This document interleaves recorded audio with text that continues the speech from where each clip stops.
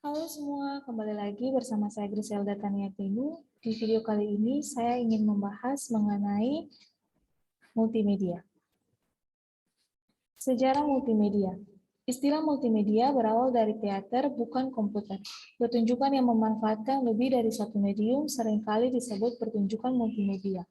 Sistem multimedia dimulai pada akhir tahun 1980-an dengan diperkenalkannya HyperCard oleh Apple pada tahun 1987 dan pengumuman oleh IBM pada tahun 1989 mengenai perangkat lunak audio-visual connection dan video adapter card. Pada tahun 1994 diperkirakan ada lebih dari 700 produk dan sistem multimedia di pasaran. Multimedia memungkinkan pemakai komputer untuk mendapatkan output dalam bentuk yang jauh lebih kaya daripada media table dan grafik konvensional. Pemakai dapat melihat gambar 3 dimensi, foto, video bergerak, atau animasi, dan mendengar suara stereo, perekaman suara, atau alat musik. Beberapa sistem multimedia bersifat interaktif, sehingga memungkinkan pemakai memilih output dengan mouse atau kemampuan layar sentuh untuk mendapatkan dan menjalankan aplikasi itu.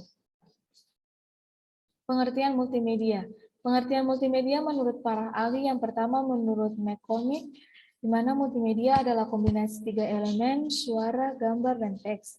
Yang kedua menurut Roach, di mana multimedia sebagai kombinasi dari komputer dan video. Yang ketiga menurut Gumelar, multimedia adalah penggunaan komputer untuk menyajikan dan menggabungkan teks, animasi, suara, gambar, dan video dengan tools atau alat bantu, dan link sehingga pengguna dapat melakukan navigasi, interaksi, berkarya, dan berkomunikasi. Fungsi multimedia menurut Gumelar tahun 2014 yakni menyajikan dan menggabungkan teks animasi, suara, gambar, dan video dengan tools sebagai alat bantu, dan link sehingga memungkinkan pengguna dapat melakukan navigasi, interaksi, berkarya, serta berkomunikasi. Nah, komponen-komponen multimedia ada dua. Yang pertama komponen penyusun, itu meliputi elemen-elemen yang biasa digunakan dalam pembuatan sajian multimedia. Di antaranya yang pertama ada teks, merupakan elemen dasar untuk menyampaikan informasi.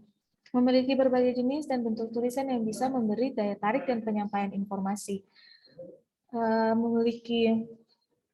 Memberikan penekanan untuk sesuatu materi yang ingin disampaikan. Yang kedua, grafis merupakan elemen paling penting, memberikan penekanan secara visual terhadap sesuatu presentasi maklumat, membantu menyampaikan informasi dengan lebih berkesan.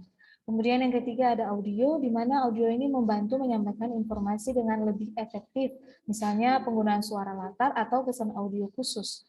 Kemudian membantu meningkatkan daya tarik terhadap sesuatu tayangan.